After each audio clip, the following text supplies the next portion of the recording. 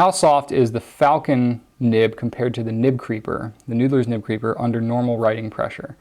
I use moderate pressure and find that the Nib Creeper will not flex if I write normally. Is the Falcon Nib much softer? I know you have a slightly heavier hand, so I'd be interested in your opinion. Thanks. Okay, Rob. Well, both of the pens are going to, I find they write somewhat similarly. Okay, the Falcon might be a little bit softer, but the Falcon, for me, it's a soft nib. It's not a flex nib. You can definitely get line variation with the Falcon. Obviously, if you know anything about the Falcon, you can do that.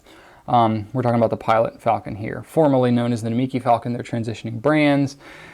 But anyway, same pen. That pen, with normal writing pressure, is not going to flex. So it's going to be kind of the same as the Noodler's ones. If you're writing with the Noodler's one and your normal writing pressure is not flexing those tines, it's probably going to be a similar type of thing with the Falcon, okay?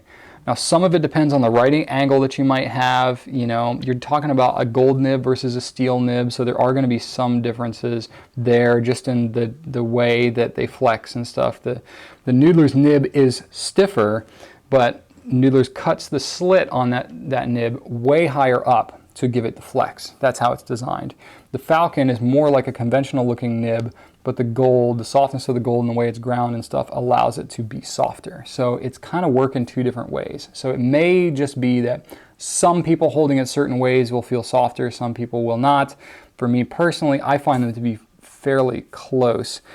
I would say, if anything, the Falcon is a little bit softer, but you can get more flex out of the Noodler's nib because it is truly designed to be a flex nib, whereas the Falcon is really just meant to be more of a soft nib.